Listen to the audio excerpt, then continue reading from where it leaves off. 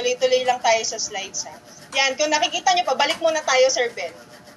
No, bakit mahirap maging teacher? Kasi sabi ko, effort, sacrifices, including your money. Why? Because the government, hindi naman talaga nila inaalat ang tama sa mga public school. So, you really need put some extra money and syempre hindi mo naman pwedeng hindi rin hahatiin ito sa family mo. So, as you can see on your screen po, yung background ko sa pagiging teacher ko is 5,000 lang po yung sinasahod ko talaga.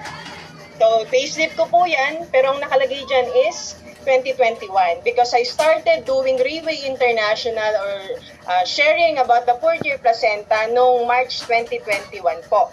No, so ibig sabihin after nangyari nung pandemic, naghanap na po talaga ako ng ibang pwedeng pagkakitaan, no, during that time. To the point na naisip ko na nga nung gusto ko mag-Japan, maging assistant teacher na lang sa Japan. Nagsabi na ako sa mother ko noon. Pero kasi tawag dito, being an OFW kasi parang hindi ko siya gugustuhin na mangyari sa akin. Why? Kasi nabuhay po ako na ang mother ko, simula 3 years old ako, is an OFW. So ayokong maulit sa mga anak ko, sa anak ko na malayo yung kanilang magulang. So, what happened, no? 2018, nabanggit na ito ng brother ko about the fourth year placenta. Pero alam nyo naman, ewan ko if you will agree with me sa nakaka-experience ng mga leader dyan, no? Kapag kasi yung taong gusto mong sharean ay tingin niya, no? Okay pa siya financially, okay pa siya tawag dito sa health, no? Hindi ka talaga papansinin yan. Kaya wag po kayong malungkot kasi isa po ako sa mga ganun. Noong 2018, nabanggit na po ng brother ko about fourth year, no? Maraming salamat po, nandiyan si Sir Ivan and si Ma'am Donna, no, our mentor sa YPM. Nabanggit niya na ito, kaso hindi ko pinansin kasi nga okay naman ako. So what happened, siguro God really have this amazing or mysterious way kung paano tayo tatapikin ni Lord. So, noong 2019 po, December, nasugod ako sa emergency ng UMC sa mga taga Dasmariñas. No, dito lang po yan malapit sa amin sa Aguinaldo Highway. So, nang nasugod ako, no, January 2, kinailangan ko pong mag-underwent ng isang laboratory, which is the endoscopic retrograde. Basta yun nandyan po, no? So, ibig sabihin po, kinailangan kong ihiga dyan sa machine na yan, pumasok dyan, kasi po, yung upper right quadrant po ng aking tiyan ay talagang sobrang sakit. So, ibig sabihin, tinapik ako ni Lord, yun pala, in relation dun sa kaninang testimony, ako po ay may bato sa abdo. Sa abdo naman, kanina kidney si Sir Jay. So, ngayon, itong brother ko po si Sir Ivan, pumunta dito sa bahay nung nalaman niya na gusto kong, nung 2020 na yan, ang sabi ng doktor sa akin, no, nung surgeon, babalik ulit yung sakit niyan, mawawala at babalik. Pero by the time na sumakit na ng sobra, mamili na daw po ako na magpa-opera dahil kailangan ng tanggalin si gallbladder ko. So ngayon, ang ginawa ko niyan, ladies and gentlemen, no, nagpapayat po talaga ako from 60 kilos down to 52 kilos po ako during the pandemic. So, ganun ko inalagaan yung health ko kasi nga health na eh. Tapos, pinaghanda ko ng 200,000 sa ospital. Eto na po, came 2021. Ako po ay naging makulit na naman sa katawan ko. Kumakain ng sangyup dito, sangyup doon. Hanggang nung mag-March, kinailangan ko na namang isugod sa ospital. At kailangan ko na pong ipatanggal yung abdo. But then again, yung brother ko po, si Sir Ivan and si Ma'am Donna, pumunta dito sa bahay, inintroduce ulit si fourth year. Diba? Doon lang po ako na kinig kasi nasa bingit na ako ng pangangailangan. Tama po ba? May kilala ba kayong ganon? No? Kung kailan nasa bingit ng pangangailangan, saka kayo papakinggan. So marami tayong kaibigan ganyan at kapamilya. Correct? Ngayon, di pinakinggan ko pa yung kuya ko. Hindi ko alam kung bakit, pero the moment they presented to me, no, especially si Ma'am Donna, yung product, alam niyo po ba agad ang naisip ko, kung this is really a stem cell, it could potentially help many people. Sabi ko po talaga. Kasi nga, ang alam kong may alam lang ng stem cell, the rich and famous. Tama po ba? So, ibig sabihin, aside from that, may opportunity na akong naiisip sa kanya. Tama? So, ngayon, sige po, next po. Bibilisan ko na, no, yung kwento. Next po, ayan. So, how I started, you know, sa mga may personal na nakakakilala po sa akin, namimili lang po talaga ako ng, before, namimili lang po talaga ako ng mga taong, tawag dito, ng mga taong papakisamahan ko, kakausapin ko, no? It's because siguro may ganun akong character before, no? Although masiyahin akong tao, pero palagi ko akong tinitingnan as parang stricta or dominante daw. So, hindi ko inasahan. Ito po ha, the task po sa akin is to share my career testimony.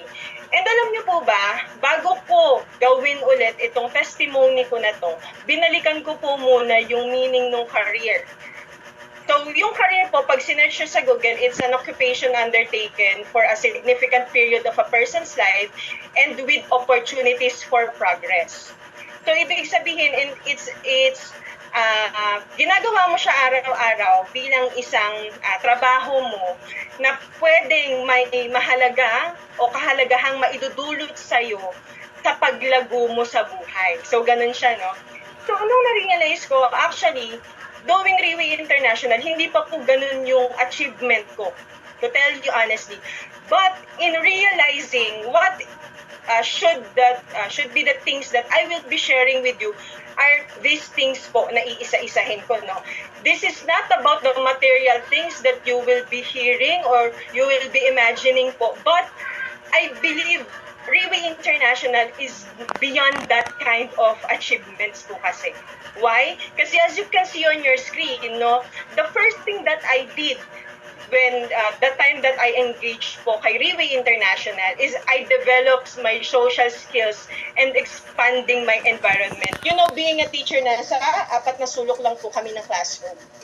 Tama po ba? But, no, imagine, no, tingin po dyan sa screen nyo, I attended the OPP sa Balinsasayaw Dasma. That was the first time. I attended the NDO. I attended the LTS. You know why? No? Because knowing this kind of company, Riway International, as a multi-billion-dollar company, you yourself, you really need to develop your skills in, diba, socializing to other people. And socializing to other people not only means to talking to them or talking with them. Tama po ba? Sige nga po, next po tayo. Ayan. So, socializing here is knowing your character as an individual.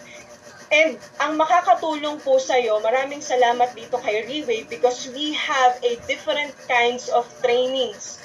Example, kanina yung NDO, yung LTS, and this one, yung training namin with Accelerate, no, tandang-tanda ko po ito, August 3, 2021, no, sa may Esteraja Remils, no. Nag-uumpisa pa lang po ang YPM niyan.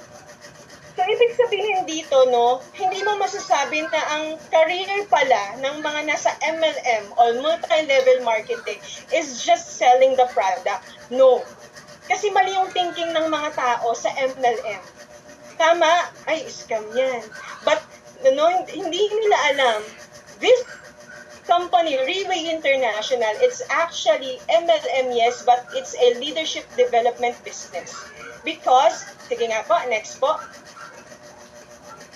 No, you see, after the company and your team will train you, no, kailangan kikilusan mo yung nalaman mo sa training. Tama? I started sharing it to face-to-face, to a crowd presentation, even going to the barangay captains, even yung sa community, and even sa doctors. And of course, Zoom babies po kami dati nila Ma'am Donna, ni Ma'am Elijah, no?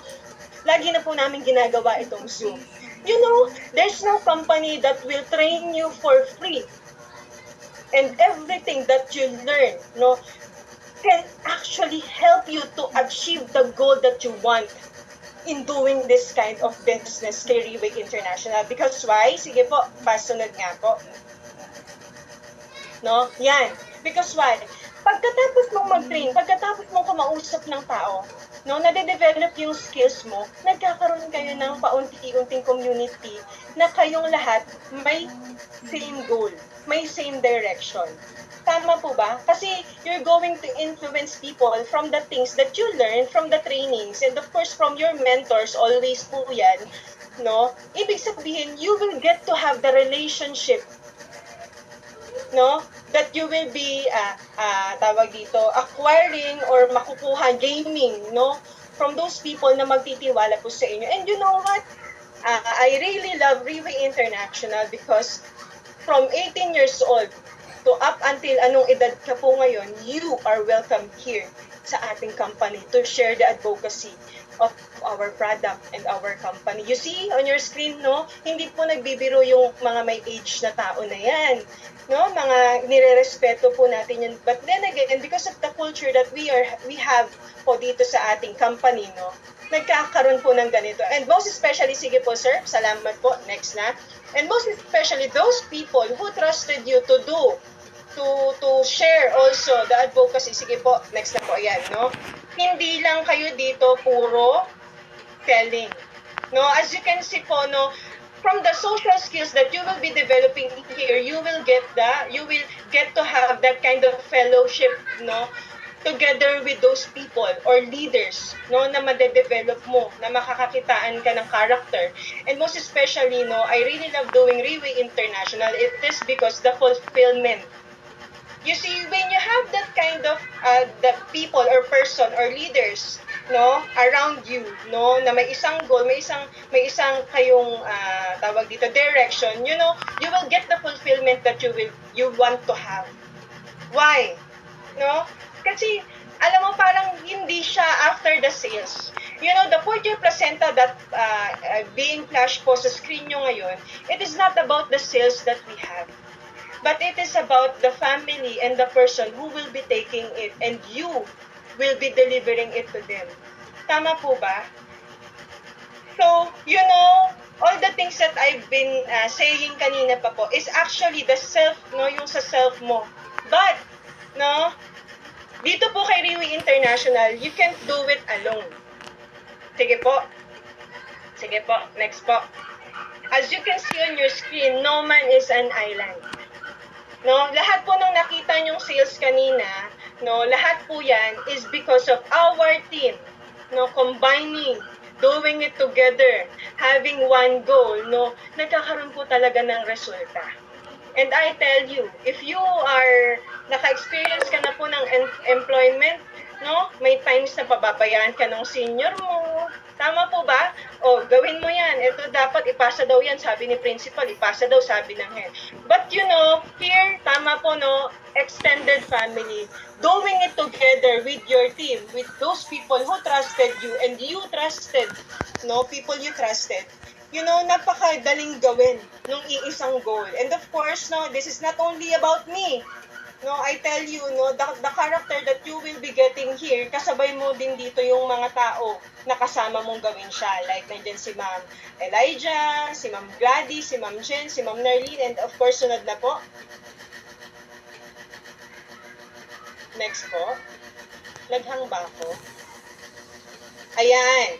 So, from there, no, you can see that everyone or each and everyone from our team, Young Professionals Movement, is doing their best to actually achieve that goal. And noong 2022 po, no, in just being, in following and duplicating what Ma'am Donna and Sir Ivan is doing, no, under the mentorship of them, no, I achieved po the Diamond 1 star. And of course, not only me, no, Ma'am Elijah, Ma'am Nerlene, Sir Anthony Astillero, Tita Cora, and Mr. Eddie Lino, under my organization, achieved also those ranks, no? Ibig sabihin, doable ba siya dito kay Riway? No, nagagawa ba talaga siya? Yes, nagagawa po siya. And I tell you, no, being a Diamond 1 star po, ay ibig sabihin po no, nagkaroon ka ng sales na nasa 1.23 million po in a month. Pero hindi mo yun magagawa mag-isa. Siyempre po, that's the reason why Young Professionals Movement, na kung mapapansin nyo po, weekly, we have Zoom, no, we have event, OPP event po, dito sa Dasma, sa Angono. It is because we have this kind of goal. And of course, sige po, next. Naghahang sa akin, ayan. So, pag ikaw ay mayroong deepest why, kung bakit mo ginagawa ang isang bagay. Ibig sabihin may nagda-drive sa'yo, tama, kung bakit mo ito patuloy na gagawin. As you can see on your screen po, the moment I started doing Riway International, actually, after 3 months of doing it, nabigyan ko na po ng libreng 2 bote yung mother ko, and then 1 bote yung aking lola. Tapos may extra pa kaming bote sa bahay palagi. You know, no, doing this kind of advocacy, there's no company that will give you that kind of tawag dito, privilege, no, that kind of thing. Na pag narinig niyo po yung presyo ng 1 bote ng Courtier, baka mapakamot po kayo, sabi ni Sir Brando, mapakamot kayo sa ulo kay Team Makate, no. But still, no, why am I doing this? It is because of my deepest why. That's my family. I'm prioritizing the health of my family. Sige po, next po. Naghahang talaga sa laptop ko. Ayan. So again, no, nagkaroon ako ng pagkakataong mabigyan po palagi, no, taon-taon po, ang pamilya ko ng isang set ng Courtier placenta nang hindi ko na kailangang utangin sa DepEd. Imagine po dyan, no? I cannot provide that kind of amount of money, but here in Riway International, you put everything that you learn, you put your effort, you submit to your mentors and follow them and duplicate them and do it the right way. Ladies and gentlemen, no, nakikita ni Lord ang ginagawa natin, bibiyayaan po niya tayo. And for me, ang biyaya po talaga sa akin is makapag-take ang aking pamilya ng 4th-year placenta ng libre. Next po. Now, hindi lang sila. Siyempre, ako din po, nag-take ako niyan. Kung nagtatanong kayo kung pwede ba yan sa buntis, yes, nakapag-take po ako niyan ng buntis ako. Paglabas naman po ng aking baby, ang baby ko naman po ay within normal limits sa kanyang newborn screening. Yes po. Sige po, next na po tayo. Ayan, sige po, next pa po. Ayan. So, again, no, I will not show you yung mga achievement, yung material things. Kasi, I guess, no, itong career for me is not about